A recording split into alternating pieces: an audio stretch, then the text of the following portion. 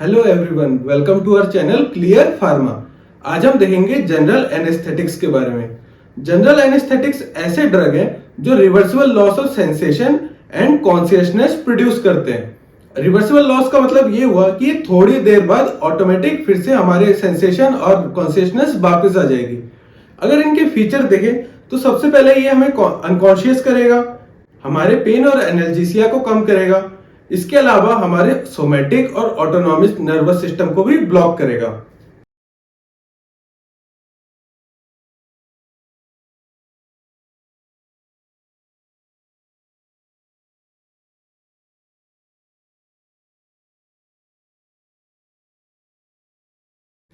तो ये कुछ फीचर है जनरल एनेस्थेटिक के। सबसे पहले ये सेंसेशन को कम करता है। अगर किसी पर्सन को एनेस्थाइज किया जाएगा तो क्या होगा, उसकी बॉडी में कोई सेंसेशन नहीं रहेगी। सेकंड, वो अनकॉन्शियस बना देगा, मींस उस पर्सन को बेहोश कर देगा। इसके अलावा उसके सोमैटिक और ऑटोनॉमिक नर्वस सिस्टम की जो भी रिफ्लेक्सेस है, जो भी एक्शन है, वो सब ब्लॉक हो जाएंगे और वो पर्सन इमोबाइल हो जाएगा, उसकी बॉडी में कोई मूवमेंट नहीं होगा। तो ये हो गए जनरल फीचर्स। अब हम देखते हैं इनके मैकेनिज्म ऑफ एक्शन। तो वैसे जनरल एनेस्थेटिक के जो भी मैकेनिज्म ऑफ एक्शन है, ये अभी तक प्रिसाइजली अननोन है, बट जो सबसे कॉमनली देखा गया है वो मेजरली दो न्यूरोट्रांसमीटर के थ्रू होता है। पहला है हमारा गाबा और दूसरा है ग्लाइसिन। तो गाबा और ग्लाइसिन दोनों इनहिबिटरी न्यूरोट्रांसमीटर हैं।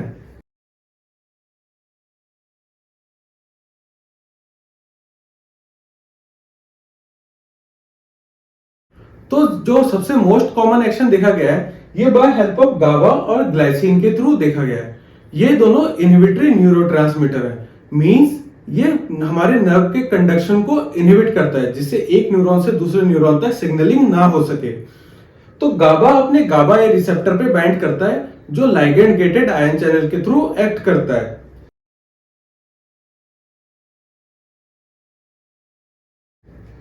गाबा अपने गाबा ए रिसेप्टर पे बाइंड करता है, जो एक लाइगेंड गेटेड आयन चैनल है। जैसे ही इस पे कोई ड्रग आके बाइंड करेगा लाइगेंड गेटेड आयन चैनल पे, तो इस केस में क्या होता है, क्लोरीन का इन्फ्लक्स स्टार्ट हो जाएगा। जैसे ही क्लोरीन का इन्फ्लक्स स्टार्ट होगा, हमारे न्यूरॉन के अंदर एक्शन पोटेंशियल, अगर आपने देखा हो तो न्यूरॉन के अंदर हाइपर पोलराइजेशन हो जाता है। अगर ये एक्शन पोटेंशियल का ग्राफ देखें, ठीक है, ये अगर रेस्टिंग मेम्ब्रेन पोटेंशियल है, जब सोडियम आता है तो क्या होता है, डीपोलराइजेशन होता है, ये वोल्टेज धीरे धीरे ऊपर की ओर जाता है।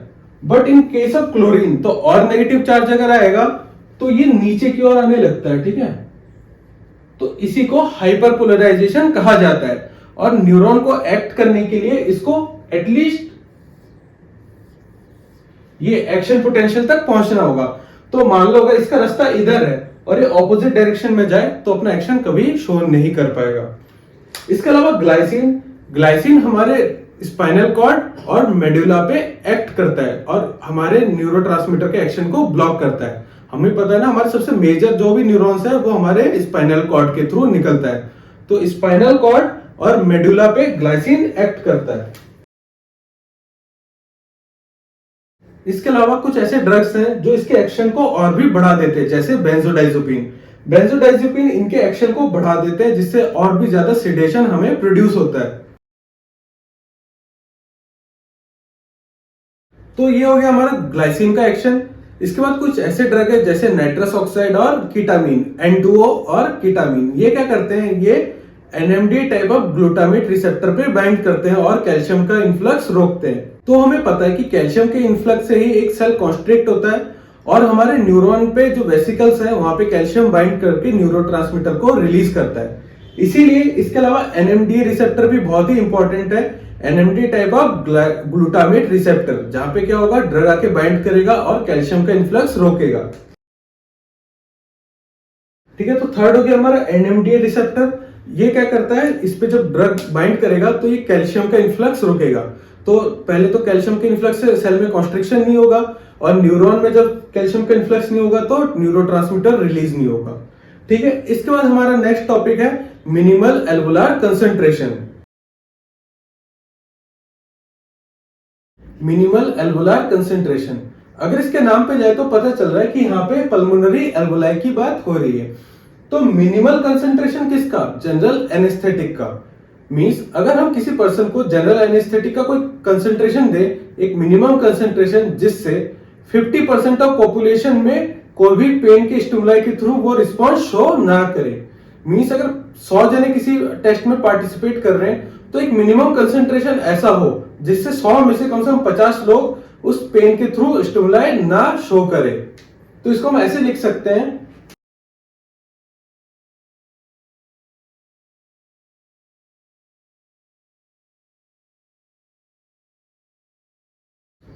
तो मिनिमल एल्वोलार कंसंट्रेशन क्या हुआ, lowest concentration of anaesthetic in pulmonary alveoli, means हमारे लंग्स में, ठीक है, that produce immobility to painful stimuli in 50% population.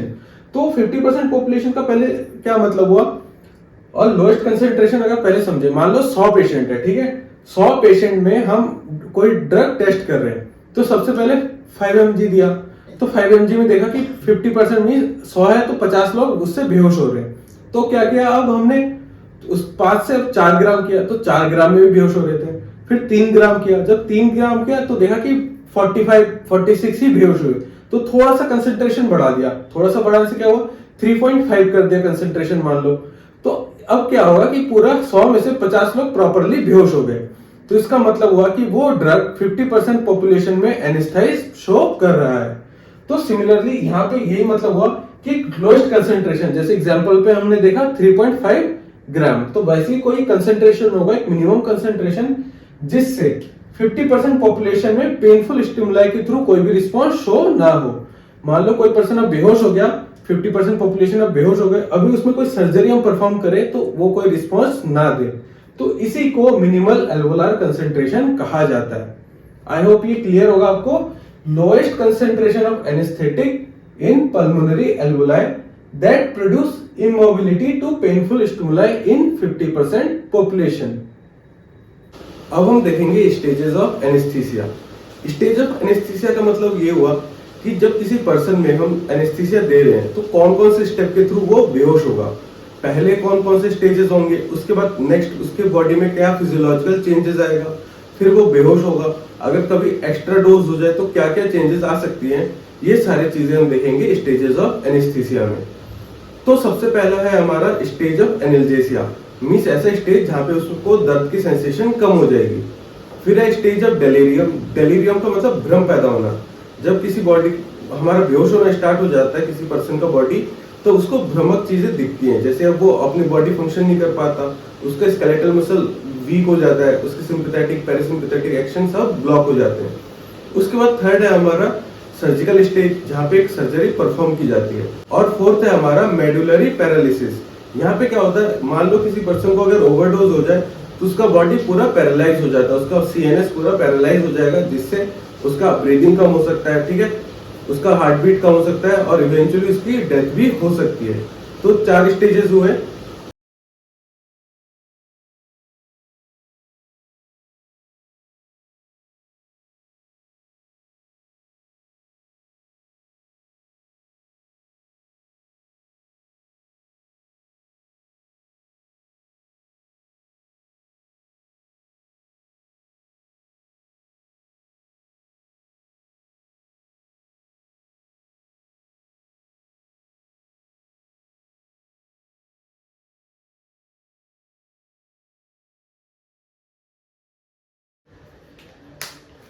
तो ये हो गया आपका स्टेजेस ऑफ एनेस्थीसिया।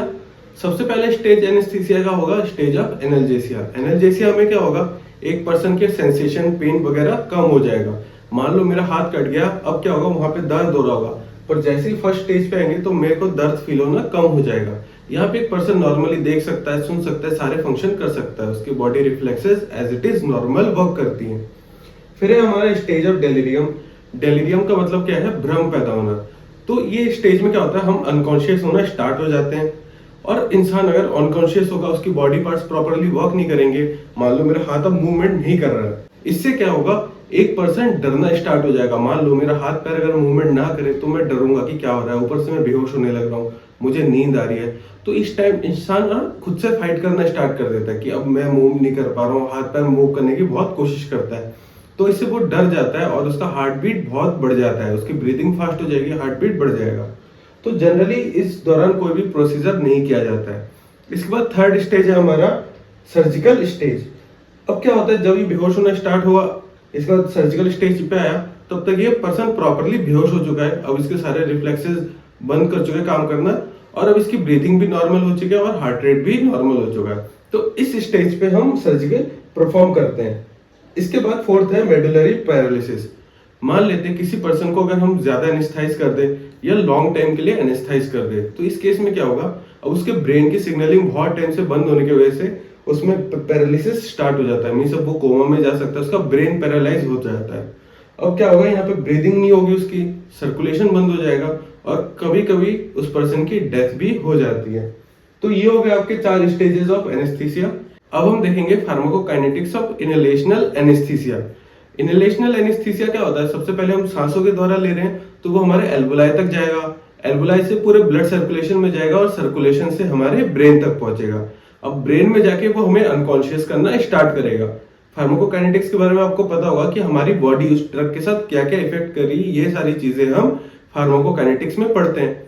अब जैसे ही वो मेरे ब्रेन तक पहुंचेगा, तो ड्रग जितना पोटेंट होगा उतनी जल्दी वो एक्ट करेगा, कम पोटेंट तो स्लो, अगर बहुत ज्यादा पोटेंट है तो फास्ट एक्ट करेगा।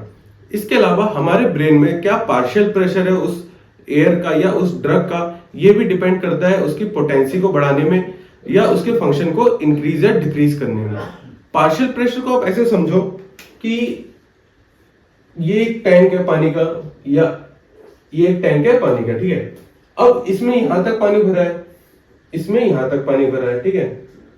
अब इन दोनों टैंक को हम अगर पाइप से कनेक्ट कर दें, ठीक है, ये पानी भरा हुआ है, ये पानी भरा हुआ है, तो क्या होगा, इन दोनों को अगर पाइप से कनेक्ट करें तो इधर से पानी इधर आना फ्लो शुरू हो जाएगा, ठीक है। तो क्या होगा, ये धीरे धीरे बढ़ेगा, ये धीरे धीरे कम होगा, ठीक है।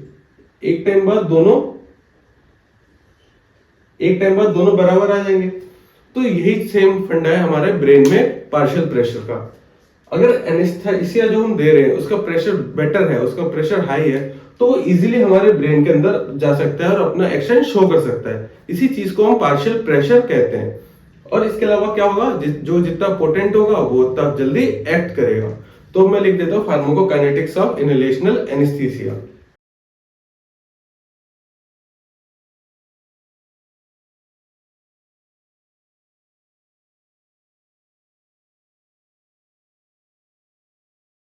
तो ये हो गया आपका फार्माकोकाइनेटिक्स ऑफ इनहेलेशनल एनेस्थीसिया।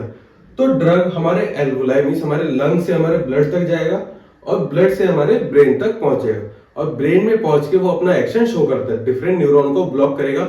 जो भी हमने मैकेनिज्म ऑफ एक्शन देखा है उसी के थ्रू हमारे डिफरेंट न्यूरॉन को ब्लॉक करेगा और सेंसेशन को कम कर देगा। इसके बाद डेप्थ या इफेक्ट मींस कोई ड्रग कितना जल्दी इफेक्ट करेगा, कितना गहरा वो एनेस्थाइज करेगा। मान लेते हैं कोई ड्रग है जो सिर्फ मुझे 5-10 मिनट के लिए ही एनेस्थाइज कर रहा है, तो कोई ड्रग ऐसा हो सकता है जो मुझे आधा घंटा 1 घंटे तक के लिए एनेस्थाइज कर रहा है। तो वो एनेस्थीसिया के क्या इफेक्ट है, क्या डेप्थ है, ये किस पे डिपेंड करेगा। मेजरली 2 फैक्टर है। पहला पार्शियल प्रेशर, जो हमने ऑलरेडी डिस्कस किया है, पार्शियल प्रेशर क्या है। इसके अलावा पोटेंसी ऑफ ड्रग, जो ड्रग जितना पोटेंट होगा वो ड्रग उतनी जल्दी फास्ट एक्ट करेगा। अब हम देखते हैं फैक्टर्स अफेक्टिंग पार्शियल प्रेशर। ऐसे कौन कौन से फैक्टर है जो पार्शियल प्रेशर के एक्शन को ऑल्टर कर सकते हैं, उसको अफेक्ट कर सकते हैं। पहला है हमारा partial pressure of inspired gas. Inspired gas का मतलब होता है जो हम सांसों के थ्रू अंदर ले रहे हैं, इसको इंस्पायर्ड गैस कहा जाता है। तो अगर इंस्पायर्ड गैस में पार्शियल प्रेशर ज्यादा होगा एनेस्थीसिया का, उतनी जल्दी वो हमारे एल्वुलाई तक पहुंचेगा और उतनी जल्दी एक्सचेंज होकर हमारे ब्रेन तक पहुंचेगा। तो पहला फैक्टर है हमारा partial pressure of anaesthesia in inspired gas. इसके बाद है हमारा एल्वुलाई एक्सचेंज। हमने जो भी सांस ले लिया, अब हमारे एल्वुलाई से वो जल्दी एक्सचेंज होना चाहिए, ठीक है। एक्सचेंज का मतलब जैसे ऑक्सीजन का अंदर आना और कार्बन डाइऑक्साइड बाहर आना, ठीक है, हमारे ब्लड से, तो ये एक्सचेंज कहते हैं। तो जितनी जल्दी एनेस्थीसिया हमारे ब्लड तक आएगा उतनी जल्दी वो हमारे ब्रेन तक पहुंच पाएगा। तो दूसरा फैक्टर हुआ एल्वुलर एक्सचेंज। तीसरा फैक्टर है पल्मोनरी वेंटिलेशन। वेंटिलेशन का मतलब आप समझ सकते हैं कि सांस लेना। तो कितनी जल्दी वो पर्सन सांस ले रहा है, उसके इनहेलेशन पावर कितना है, उतनी जल्दी वो बेहोश होगा, उतनी जल्दी वो एनेस्थाइज होगा, ठीक है। कोई पर्सन अगर स्लो एयर इनटेक कर रहा है तो एयर भी कम आएगा, भले बहुत ही ज्यादा कंसंट्रेशन में हम ड्रग दे, पर वो ले ही कम रहा है तो उसका इफेक्ट भी बहुत कम होगा। इसके बाद फोर्थ है हमारा solubility of anaesthesia in our blood. तो जो ड्रग जल्दी हमारे ब्लड में सॉल्युबल होगा वो उतनी कम ही इफेक्ट शो करेगा। अब इसका क्या रीजन है, जो अगर हमारे ब्लड में सर्कुलेट हो रहा है, ठीक है, अगर ये प्रॉपरली एब्जॉर्ब हो जाए तो वेरियस पार्ट में पहुंच जाएगा, जबकि हमें इफेक्ट कहाँ चाहिए, हमारे ब्रेन तक। तो इसीलिए जो ड्रग कम सॉल्युबल होता है वो उतनी जल्दी इफेक्ट शो करता है, और जो ज्यादा सॉल्युबल होता है हमारे ब्लड में वो कम इफेक्ट शो करता है। रीजन क्या हुआ, वो एक तो हमारी पूरी बॉडी में फैल जाएगा, दूसरा अगर ब्लड के साथ ही वो बाउंड हो जाए, उसके साथ ही घुल जाए, तो वो हमारे ब्रेन में प्रॉपरली एक्सचेंज नहीं कर पाएगा। इसके बाद फिफ्थ है हमारा solubility of anaesthesia in a tissue. तो क्या होगा, जो भी हम सांस ले रहे हैं वो ब्लड में आ गया, ठीक है, ब्लड से वो वेरियस टिश्यूज में भी पहुंचेगा। अब मान लेते हैं कि ये मेरे टिश्यू है कोई, ठीक है, टिश्यू के अंदर ब्लड से स्टोर हो गया एनेस्थीसिया, ठीक है, मेरे ब्लड से वो टिश्यू तक पहुंचा और टिश्यू में जाके स्टोर हो गया। अब टिश्यू में जो स्टोर होगा तो क्या होगा, धीरे धीरे टिश्यू से रिलीज होता रहेगा, ठीक है, हमारे ब्लड में दोबारा क्या होगा, तो धीरे धीरे रिलीज होगा और वो अपना एक्शन प्रोलॉन्ग कर देगा। जो एनेस्थीसिया हमारे टिश्यू में बाइंड कर जाते हैं वो एक्टिविटी को प्रोलॉन्ग कर देते हैं, क्योंकि अब टिश्यू में बंध गया। जैसे हमने प्रोटीन बाइंडिंग के बारे में देखा था ना, तो सिमिलरली यहाँ पे टिश्यू पे जब बंधेगा तो टिश्यू से जब धीरे धीरे निकलेगा तो वो हमारे एनेस्थीसिया के टाइम को और ज्यादा बढ़ा देगा। इसके बाद सिक्स्थ है हमारा cerebral blood flow. Cerebral blood flow का मतलब ये हुआ कि हमने जो भी एनेस्थीसिया लिया वो हमारे ब्रेन तक आके प्रॉपरली सर्कुलेट करेगा। जितना ज्यादा ब्लड फ्लो रहेगा उतनी जल्दी वो हमारे ब्रेन में सर्कुलेट होगा और जल्दी एक्शन शो करेगा। बट कभी कभी होता क्या है, हम जब इनहेलेशन कर रहे हैं तो उसके साथ साथ कार्बन डाइऑक्साइड भी आ जाता है। ये कार्बन डाइऑक्साइड हमारे ब्रेन में जाके वैसोडाइलेशन कॉज करेगा। अब वैसोडाइलेशन होता है तो जनरल एनेस्थीसिया हमारे ब्रेन से सीधा ब्लड वेसल में आ जाता है और ब्लड वेसल के थ्रू हमारी बॉडी से फिर से एक्सक्रीट हो जाता है बाय लंग्स। तो सिक्स्थ फैक्टर हुआ हमारा सेरेब्रल ब्लड फ्लो, ठीक है। तो ये 6 फैक्टर होते हैं जो हमारे पार्शियल प्रेशर को अफेक्ट करते हैं।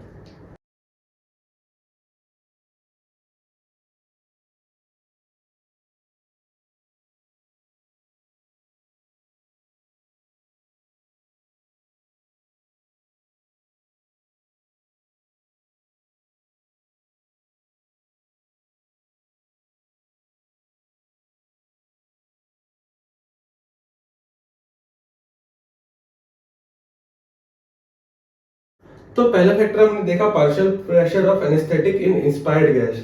जितना ज्यादा कंसंट्रेशन होगा उतनी जल्दी वो अपना इफेक्ट शो करेगा। फिर है पल्मोनरी वेंटिलेशन। हाइपर वेंटिलेशन होगा तो जल्दी वो इफेक्ट शो करेगा। हाइपर वेंटिलेशन मीन्स जल्दी जल्दी सांस लेना, तो इसको हम हाइपर वेंटिलेशन कहेंगे। मीन्स कोई पर्सन बहुत जल्दी सांस ले रहा है तो उसको हाइपर वेंटिलेशन कहा जाता है। फिर है एल्वुलाई एक्सचेंज। हमें पता है हमारे लंग्स में एल्वुलाई है जहां से गैसेस का एक्सचेंज होता है, जैसे ऑक्सीजन अंदर आता है और कार्बन डाइऑक्साइड बाहर आता है, ठीक है। तो जितनी जल्दी एक्सचेंज होगा उतनी जल्दी इफेक्ट होगा। एक्सचेंज होगा तो हमारा जो एनेस्थीसिया है वो जल्दी हमारे ब्लड तक पहुंचेगा। इसके बाद है सॉल्युबिलिटी ऑफ ब्लड। तो हमने देखा कि जितने जल्दी वो सॉल्युबल होगा उतना कम उसका इफेक्ट हो जाता है। इसके अलावा टिश्यू सॉल्युबिलिटी। सॉल्युबिलिटी अगर टिश्यू में होगा तो इफेक्ट बहुत लॉन्ग हो जाता है, ठीक है, ड्यूरेशन ऑफ एक्शन बहुत ही हाई हो जाता है। इसके बाद है सेरेब्रल ब्लड फ्लो। तो सेरेब्रल ब्लड फ्लो में हमने देखा कि कार्बन डाइऑक्साइड भी आ जाता है जिसकी वजह से वैसोडाइलेशन कॉज हो जाता है, और वैसोडाइलेशन की वजह से हमारे जनरल एनेस्थीसिया फिर से हमारे ब्लड वेसल तक वापस आ जाते हैं। तो ये हो गया फैक्टर्स अफेक्टिंग पार्शियल प्रेशर, इसको आप नोट कर लीजिए। इसके बाद हम देखेंगे एलिमिनेशन।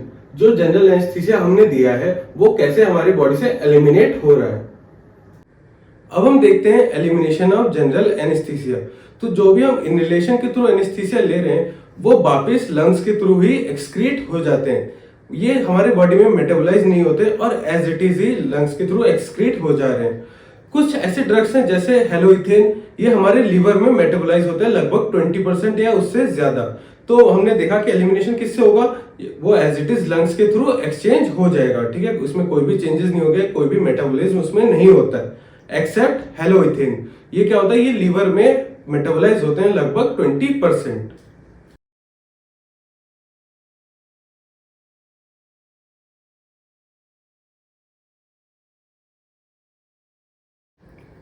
तो हमने देखा कि मोस्ट ऑफ द ड्रग हमारे लंग से एज इट इज बाहर आ जाता है, उसमें कोई मेटाबॉलिज्म नहीं होता। कुछ ड्रग जैसे हेलोइथेन 20% हमारे लिवर में मेटाबोलाइज होते हैं और लंग्स के थ्रू बाहर आ जाते हैं। तो होता क्या है, जब हम किसी पर्सन को एनेस्थीसिया दे रहे हैं, मान लेते उसको सांस के थ्रू दे रहे हैं, तो पहले हमने वेंटिलेशन के थ्रू कुछ मास्क के थ्रू दिया उसको। अब जब हमारा काम हो चुका है तो मास्क हटा देंगे, तो क्या होगा, जो भी ब्रेन में हमारे जनरल एनेस्थीसिया है ये दोबारा सेम पाथ के थ्रू बॉडी से एक्सक्रीट हो जाता है। मींस ब्रेन से वो हमारे ब्लड में आया, ब्लड से फिर लंग्स के थ्रू एक्सक्रीट हो गया। तो जिस प्रोसेस से वो हमारे ब्रेन तक पहुंचा, सेम पाथवे से वो हमारी बॉडी से एक्सक्रीट हो जाता है। इसमें कोई भी चेंजेस नहीं आते, कोई भी मेटाबॉलिज्म नहीं होगा, एज इट इज वो बॉडी से बाहर आ जाएगा। इसके बाद देखते हैं हम सेकंड गैस इफेक्ट। तो सेकंड गैस इफेक्ट क्या है? आप इसको ऐसे समझो कि पहले एक पर्सन जब जनरल एनेस्थीसिया दिया जा रहा था, तो वो 1000 ml ऑफ एयर 1 मिनट में इनटेक कर रहा था, ठीक है।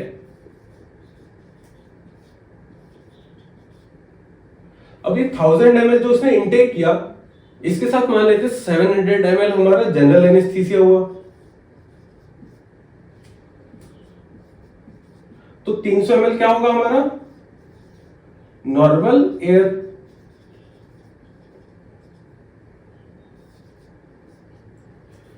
अब जो भी 1000 ml पर्सन ने कंज्यूम किया होगा, ये तो उसके ब्रेन में पहुंच गया, और जो 300 ml है वो अपने फंक्शन करके फिर से लंग्स से एक्सक्रीट होगा, ठीक है। ये दोबारा अपना काम करके लंग्स के थ्रू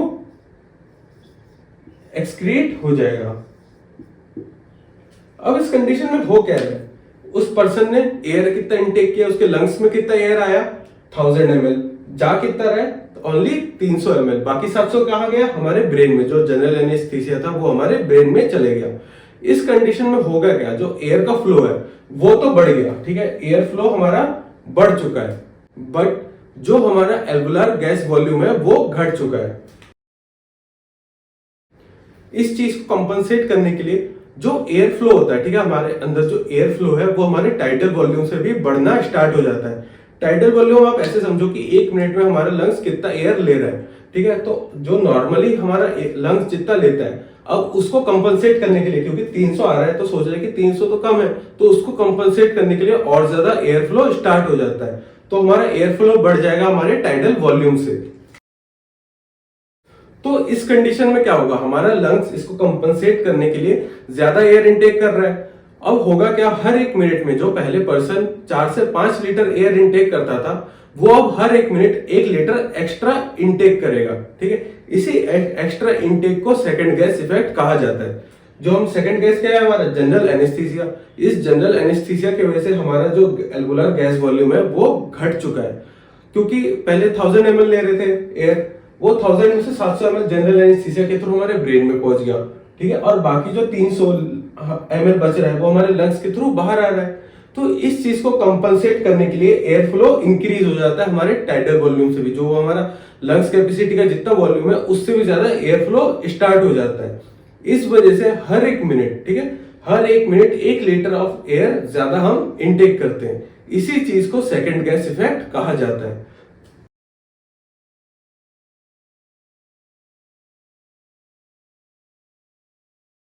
तो आप दोबारा थोड़ा यहाँ पे फोकस करो। मान लो ये हमारा एल्वुलाई है, ठीक है, यहाँ पे जनरल एनेस्थीसिया का कंसंट्रेशन हाई होगा, एयर का कंसंट्रेशन हाई होगा, और जो ब्लड वेसल है, ठीक है, ब्लड वेसल में हमारा एयर का कंसंट्रेशन कम होता है, यहाँ पे हाई है, यहाँ पे कम है। तो हाई कंसंट्रेशन में क्या होगा, मान लेते जो नाइट्रस ऑक्साइड है वो बाहर हाई कंसंट्रेशन में एल्वुलाई में, अब वो हमारे ब्लड वेसल में आना स्टार्ट हो जाएगा, ब्लड वेसल में कंसंट्रेशन कम है। तो जो 1000 ml जो बाहर था, अब वो हमारे लंग्स में आ गया, 1000 ml पूरा लंग्स में आ गया हमारे सर्कुलेशन में जाने के लिए। अब यहां से मान लो 700 ml हमारे ब्रेन तक पहुंच गया, ये 700 ml हमारे ब्रेन तक पहुंच गया। ये एक एग्जांपल के लिए हम समझ रहे हैं, ठीक है। तो 700 ml अगर हमारे ब्रेन में पहुंच गया तो 300 ml बाकी फंक्शन करके क्या होगा, ये 300 ml हमारे लंग से बाहर आ जाएगा, ठीक है। तो अब हमने लिया कितना था, 1000 ml लिया था, ठीक है, और निकला कितना, सिर्फ 300। तो ये 700 ml, ठीक है, जो कम पड़ रहा है, ठीक है, इसी को एल्वुलर गैस वॉल्यूम हम कम मान रहे हैं कि 700 ml एल्वुलाई में हमारे कम हो जा रहा है। तो हर टाइम हमारा लंग क्या फील कर रहा है कि मैं तो 1000 ml ले रहा हूं, बट निकल ओनली 300 ml रहा है। तो इसी चीज को कंपनसेट करने के लिए एयर फ्लो हमारा बहुत ज्यादा बढ़ जाता है, हम ज्यादा सांस लेना स्टार्ट कर देते हैं, ठीक है। और क्या होगा, जब ज्यादा सांस लेंगे तो हमारा टाइडल वॉल्यूम से एक्स्ट्रा हो जाएगा। टाइडल वॉल्यूम एक लंग की कैपेसिटी है कि वो कितना मैक्सिमम ले सकता है, उससे भी ज्यादा हम एयर फ्लो इंक्रीज कर देते हैं। तो होता क्या है, पर मिनट, ठीक है, हर मिनट में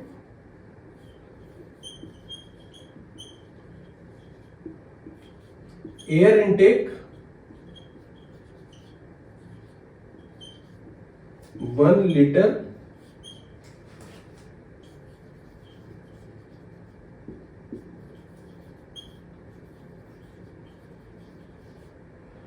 हर मिनट में एयर इनटेक 1 लीटर बढ़ जाएगा नॉर्मल कंडीशन से, क्योंकि ज्यादा हवा ले रहा है तो हर एक मिनट में 1 लीटर हवा ज्यादा लेता है नॉर्मल कंडीशन में। इसी चीज को सेकंड गैस इफेक्ट कहा जाता है, ठीक है। आई होप आपको ये क्लियर हो गया होगा सेकंड गैस इफेक्ट क्या है।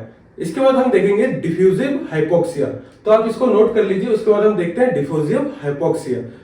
अब हम देखते हैं डिफ्यूजिव हाइपोक्सिया। हाइपोक्सिया का मतलब होता है ऑक्सीजन की कमी होना। अगर किसी ऑर्गन में ऑक्सीजन की कमी होगा तो वो ऑर्गन धीरे धीरे डैमेज होना स्टार्ट हो जाता है, ठीक है। तो डिफ्यूजिव हाइपोक्सिया को आप ऐसे समझो जैसे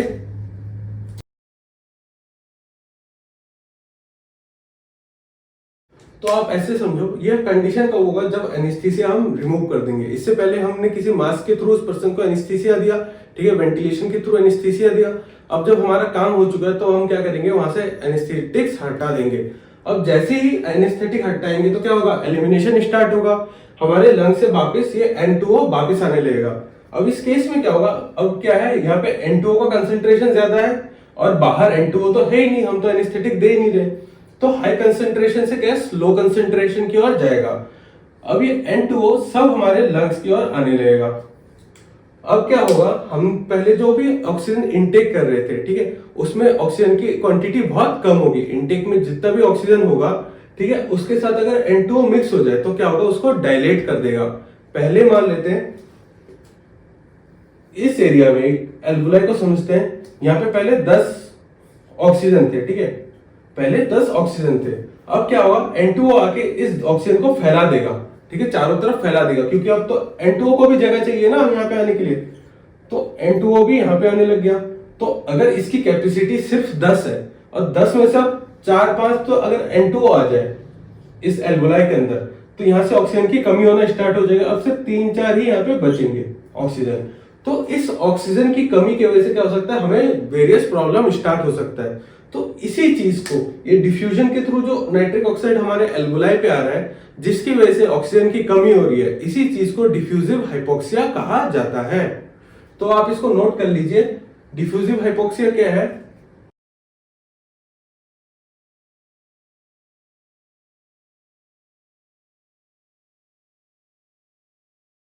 तो यहाँ पे क्या हुआ, सबसे पहले जो भी हमने N2O को डिसकंटिन्यू कर दिया, जब हम GA हमने हटा दिया, तो क्या होगा, N2O जो है ये बाहर आने लगेगा। पहली बात तो N2O का एग्जांपल ही क्यों ले रहे हैं, यहाँ पे भी हमने N2O लिया, पीछे भी हमने जब सेकेंड गैस इफेक्ट देखा तब भी N2O लिखा।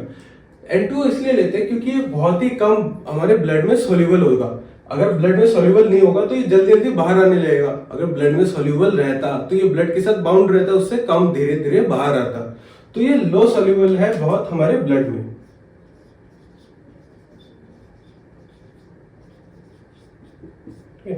इसकी सॉल्युबिलिटी बहुत कम है, इसीलिए बहुत जल्दी ये इनटेक भी होता है और बहुत जल्दी ये बाहर भी आता है। इसीलिए हम N2O का एग्जांपल लेके चलते हैं। तो क्या हुआ, हमने जैसे N2O को हटा दिया तो इससे क्या होगा, इसने हमारे एल्वुलाई एयर को डायलेट कर दिया। पहले जहां पे 10 ऑक्सीजन आ रहे थे, अब यहाँ पे 3-4 ही ऑक्सीजन बच रहे, क्योंकि इस स्पेस की कैपेसिटी तो मान लो 10 मॉलिक्यूल ही ले सकता है, ठीक है। अब अगर यहाँ पे 7 अगर N2O आ जाए तो 3 ही तो ऑक्सीजन के मॉलिक्यूल आ सकते हैं। तो इस कंडीशन में क्या होगा, partial pressure of oxygen is reduced. अब यहाँ पे जो पहले 10 था, अब वहां पे सिर्फ 3 बच रहा है, तो पार्शियल प्रेशर क्या हुआ, कम हो गया।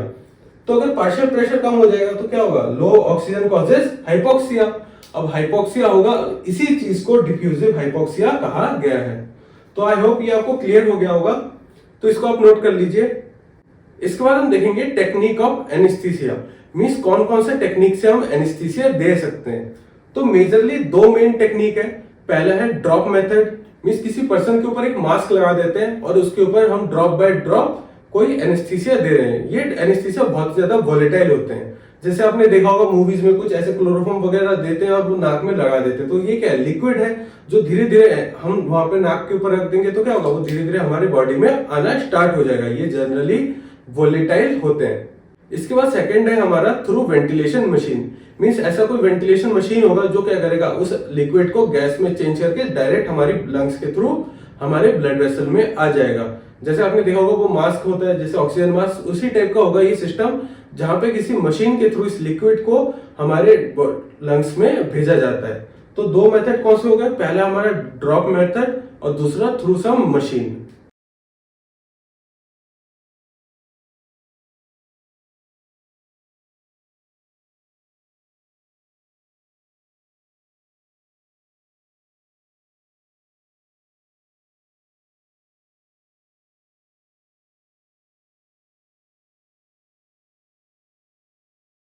तो ये हो गया आपके टेक्निक ऑफ इनहेलेशनल एनेस्थीसिया। तो मेजरली दो टेक्निक हमने डिस्कस किया। पहला था ओपन ड्रॉप मेथड, जहां पे लिक्विड एनेस्थीसिया को किसी मास्क के ऊपर ड्रॉप किया जाता है, जिससे वो वोलेटाइल लिक्विड क्या होगा, ऑटोमेटिक हमारे वेपर बन के हमारे लंग्स के थ्रू हमारे बॉडी के अंदर पहुंच जाएगा। इसके बाद है थ्रू मशीन्स। तो मशीन के थ्रू क्या हो सकता है, या तो कोई गैस सिलेंडर हो, जैसे ऑक्सीजन का सिलेंडर होता है, वैसे कोई एनेस्थीसिया का सिलेंडर हो, जिससे हम डायरेक्टली ऑक्सीजन मास्क के थ्रू उसको दे सकते हैं। या तो कोई स्पेशलाइज्ड मशीन हो जो उस लिक्विड को वेपर में कन्वर्ट कर सके। तो इसको भी फर्दर डिवाइड किया गया है मशीन वाले को। एक है ओपन, दूसरा क्लोज्ड और तीसरा सेमी क्लोज्ड। तो ओपन टाइप में क्या होगा, जनरल एनेस्थीसिया और ऑक्सीजन जो भी है इन दोनों को मिक्स करके हमारे लंग्स के थ्रू दिया जाएगा। सेकंड में क्या है, क्लोज्ड। क्लोज्ड में क्या होगा, पूरा सिस्टम हमारा क्लोज रहेगा, सिर्फ ऑक्सीजन आ रहा है और जो भी एनेस्थीसिया हमारी बॉडी में था वो हमारे ब्लड सर्कुलेशन में ही घूमता रहेगा। थर्ड है सेमी क्लोज्ड। सेमी क्लोज्ड में क्या होगा, एयर का वेंटिलेशन होता रहता है, इन नीडेड कभी अगर जरूरत हो तभी दोबारा से जनरल एनेस्थीसिया उसको दिया जा रहा है, जैसे ओपन में दिया जाता था। बट जनरली यहाँ पे ये क्लोज्ड रहता है और जब रिक्वायरमेंट हो तभी दिया जा रहा है, इसलिए इसको सेमी क्लोज्ड कहा जाता है। तो ये हो गया आपकी टेक्निक ऑफ इनहेलेशनल एनेस्थीसिया। इसके बाद हम देखेंगे आइडियल प्रॉपर्टीज ऑफ एनेस्थीसिया। एक एनेस्थीसिया है, उसकी क्या क्या आइडियल प्रॉपर्टीज होनी चाहिए, तब तक आप इसको नोट कर लीजिए। अब हम देखते हैं आइडियल एनेस्थेटिक प्रॉपर्टीज। तो एक आइडियल एनेस्थेसिया का क्या क्या प्रॉपर्टीज होना चाहिए। तो पहला, जब भी किसी पर्सन को हम दे रहे हैं तो उसको इरिटेशन ना हो, ठीक है, ऐसा ना हो कि उसको जलन हो रहा है उसके साथ या उसका कुछ और साइड इफेक्ट आ रहे हैं। उसका एक सेफ्टी मार्जिन होना चाहिए। जैसे हमने देखा था स्टेजेस ऑफ एनेस्थीसिया में, फोर्थ स्टेज में क्या हो रहा था, एक पर्सन की डेथ भी हो सकती थी। तो ऐसा ना हो कि कोई ड्रग हमने दिया जिसका सेफ्टी मार्जिन बहुत कम है, कि थोड़ा बहुत कंसंट्रेशन ऊपर हुआ नहीं कि वो पर्सन डेथ हो गई उसकी। इसके अलावा वो लंबा एक्शन होना चाहिए। जब हम सर्जरी परफॉर्म कर रहे हैं, हम नहीं चाहते कि वो पेशेंट उठ के बैठ जाए और बोले कि मुझे दर्द हो रहा है, तो उसका एक्शन लॉन्ग होना चाहिए, पूरे मसल को रिलैक्स करवाना चाहिए। तो ये हो गए हमारे कुछ जनरल प्रॉपर्टीज।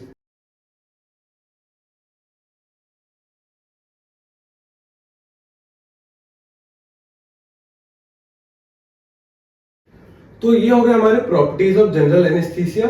इसके बाद हम देखेंगे ड्रग्स, कौन कौन से ड्रग्स आते हैं जनरल एनेस्थीसिया में।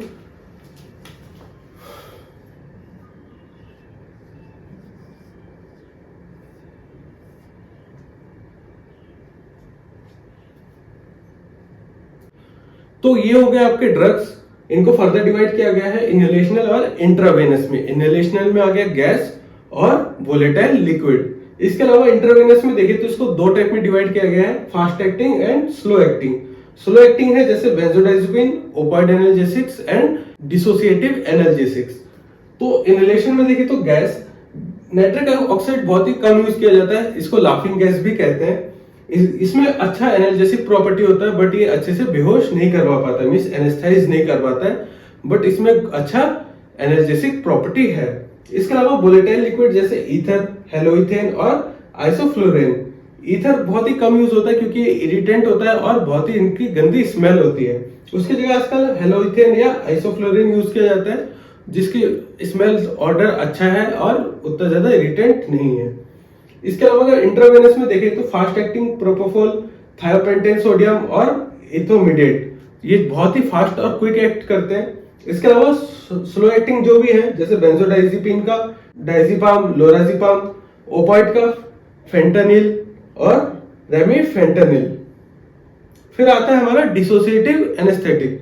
अगर डिसोसिएटिव एनेस्थेटिक जो केटामीन है, ये आजकल बहुत ही कॉमन यूज किया जाता है। इसके नाम से पता चल रहा है कि ये डिसोसिएट कर रहा है, मींस हमारी बॉडी और हमारे ब्रेन को अलग कर दे रहा है। इसमें होता क्या है, कीटामिन क्या करता है, जिस पर्सन को कीटामिन दिया जाता है उसका पूरा बॉडी सुन्न हो जाता है, बट वो पर्सन देख सकता है, सुन सकता है, ठीक है, वो उसकी जीआईटी भी प्रॉपर्ली फंक्शन करती है, बट उसके सारे रिफ्लेक्सेस डाउन हो जाते हैं। मींस अगर किसी पर्सन में सर्जरी हो रही है तो वो अपनी सर्जरी खुद देख सकता है, उसमें ऐसा कोई भी मूवमेंट तो नहीं होगा, बट उसका ब्रेन, उसका कॉन्शियसनेस स्टिल वहां पे होता है। तो ये हो गए आपके ड्रग्स। इसके बाद हम देखेंगे कि कौन कौन से प्रॉब्लम्स आती है जब हम किसी पर्सन को जनरल एनेस्थेटिक देते हैं। ये दो टाइप की हो सकती है, during anaesthesia and after anaesthesia.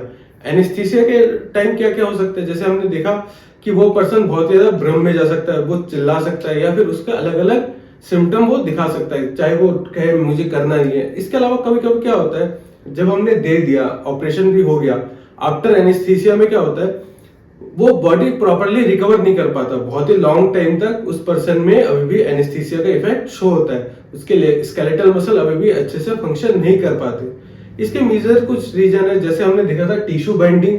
Tissue binding में क्या होगा, जो भी हमारा जीए है वो उससे आके बाइंड करेगा और स्लो स्लो रिलीज होता रहेगा। इस कंडीशन में वो कंटिन्यूस रिलीज हो रहा है तो हमारी बॉडी को प्रॉपरली लॉन्ग टाइम तक वो डिसोसिएट रखेगा। तो पहले आप इसको नोट कर लीजिए, उसके बाद हम देखते हैं problems associated with general anaesthetics. अब हम देखते हैं complication of general anaesthetic. Complications को हम दो टाइप में डिवाइड कर सकते हैं, एक है ड्यूरिंग एनेस्थीसिया और दूसरा है आफ्टर एनेस्थीसिया। तो ड्यूरिंग एनेस्थीसिया क्या क्या हो सकता है, जो हमने देखा था सबसे पहले डेलीरियम मींस भ्रम। तो डेलीरियम में क्या होगा, उस पर्सन का बीपी बहुत जल्दी बढ़ता है, टैकीकार्डिया होता है, ठीक है, वो अपने हाथ पैर को छटपटाता है, वो सर्जरी से अपने आप को रोकना चाहता है। इसके अलावा क्या हो सकता है, हम अगर किसी पर्सन को एनेस्थीसिया दे तो उसकी डेथ भी हो सकती है, उसका सर्कुलेशन रुक सकता है, इसके अलावा उसका बीपी भी कम हो सकता है, उसकी ब्रीथिंग रुक सकती है। तो ये कुछ जनरल कॉम्प्लिकेशन आ सकते हैं हमारे सामने ड्यूरिंग एनेस्थीसिया। इसके बाद आता है आफ्टर एनेस्थीसिया। तो आफ्टर एनेस्थीसिया क्या हो सकता है कि कोई पर्सन जब होश में आने लगेगा तो क्या होगा, या तो उसको वॉमिटिंग हो सकती है या उसका ऑर्गन टॉक्सिसिटी हो सकती है। कोई भी ड्रग वो टॉक्सिसिटी प्रोड्यूस कर सकता है, तो हो सकता है कि वो वॉमिटिंग करे या वो टॉक्सिसिटी प्रोड्यूस करे हमारे ऑर्गन्स में। इसके अलावा हो सकता है कि वो ड्रग लॉन्ग टाइम एक्ट करे, मीन्स आफ्टर वो होश में भी आ चुका है, ठीक है, तो उसके बाद भी, आफ्टर कॉन्शियसनेस के बाद भी वो पर्सन में प्रॉपरली मूवमेंट ना हो, उसके स्केलेटल मसल प्रॉपर वर्क ना करे, ठीक है। इसके बाद क्या होता है, किसी किसी पर्सन को यूरिनेशन में भी प्रॉब्लम होती है। तो ये कुछ जनरल कॉम्प्लिकेशन है जनरल एनेस्थेटिक्स के।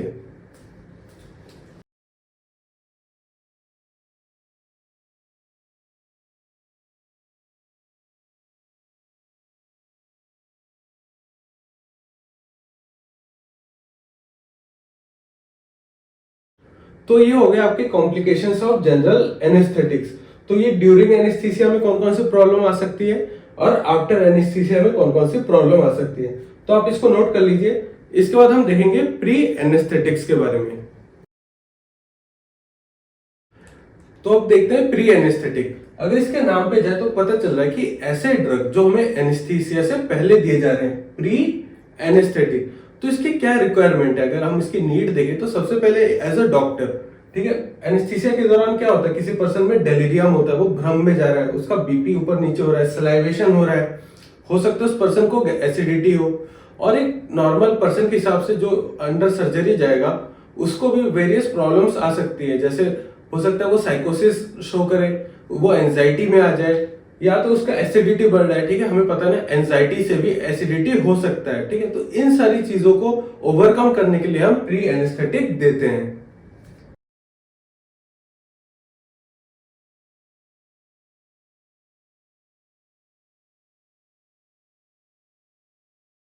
तो ये हो गया नीड हमारा प्री एनेस्थेटिक का। तो क्या क्या रिक्वायरमेंट है हमारी, क्यों जरूरत है इसका, तो सब देखे तो पहले है हमारे एंजाइटी से रिलीफ देने के लिए, फिर एमनीशिया के लिए, एमनीशिया मतलब भूल जाना, ठीक है। तो क्या होता है जब कोई पर्सन सर्जरी में जाता है, रूम में जाता है, तो डॉक्टर वेरियस प्रोसीजर करते हैं, ठीक है, तो ये चीज एक पेशेंट याद ना रखे, इसीलिए एमनीशिया प्रोड्यूस करवाया जाता है। आपने टीवी वगैरह में देखा होगा कि पेशेंट को लिए जाया जा रहा है अंदर, फिर वो डॉक्टर वेरियस ऑपरेशन या वेरियस प्रोसेस करते हैं, तो डॉक्टर भी नहीं चाहते कि वो पेशेंट उस चीजों को याद रखे, तो इसलिए एमनीशिया दिया जा रहा है। कभी कभी क्या होता है कि ये सारी चीजें पेशेंट को भी मेंटली टॉर्चर कर सकता है, वो भी मेंटली डिस्टर्ब हो सकता है इन सब चीजों से, ठीक है। इसके बाद सप्लीमेंट एनाल्जेसिक, दर्द को कम करने के लिए, फिर सिक्रीशन इफेक्ट, कभी कभी क्या होता है कोई पर्सन सलाइवेशन बहुत ज्यादा करना स्टार्ट कर देता है, फिर उसका एसिडिटी होना स्टार्ट हो जाता है, तो इन सब चीजों के लिए दिया जाता है डिक्रीज एसिडिटी। तो अब देखते हैं ऐसे कौन कौन से ड्रग है जो प्री एनेस्थेटिक में दिए जाते हैं। तो ये तो हो गया हमारी नीड। अब कौन कौन सी कैटेगरी है ड्रग्स के, तो वो देखते हैं।